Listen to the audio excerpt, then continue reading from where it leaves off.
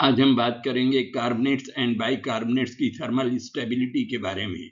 और ये carbonates and bicarbonate S block elements के ग्रुप 1 और ग्रुप 2 के किस प्रकार से थर्मली स्टेबल हैं, इसके बारे में हमें चर्चा करना है।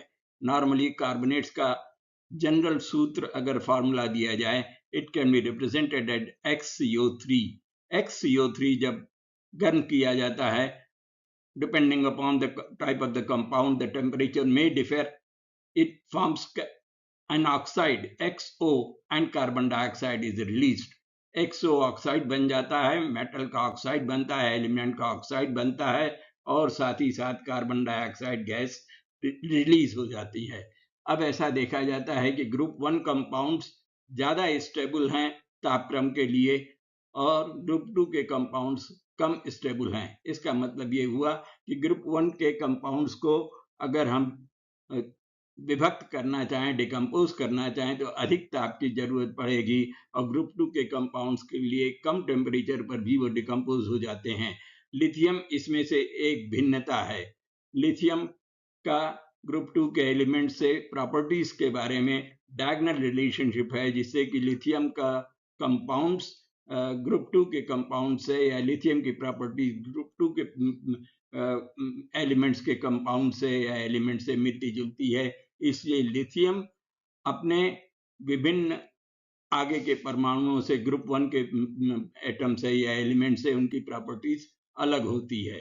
तो अब अगर इस प्रकार से हम देखें तो यहाँ पर जो इंक्रीजिंग या डिक्रीजिंग ऑर्डर है विभिन्न कार्बोनेट्स का, वो इस प्रकार से है। Lithium carbonate lesser than sodium carbonate, lesser than potassium carbonate, rubidium carbonate and caesium carbonate. और इसी प्रकार से मैग्नीशियम कार्बोनेट के लिए it is more stable as compare to barium carbonate. अब हमको ये ज्ञात होने के बाद ये जानना जरूरी है कि ये इस प्रकार का ट्रेंड क्यों होता है। अब जैसा कि होता है, हम जब ग्रुप 1 में या ग्रुप 2 में ऊपर से नीचे की ओर चलते हैं तो क्या होता है, एटॉमिक साइज बढ़ता चला जाता है। और इसी प्रकार से ग्रुप 1 के आयन 1 पॉजिटिव होते हैं, ग्रुप 2 के आयन 2 पॉजिटिव होते हैं।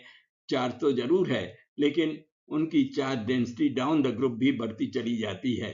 तो इस प्रकार से अब अधिक चार्ज डेंसिटी होने से क्या होता है कि कार्बोनेट आयन जो कि उससे संलग्नित है वो डिस्टॉर्टेड हो जाता है, क्योंकि चार्ज डेंसिटी ज्यादा है।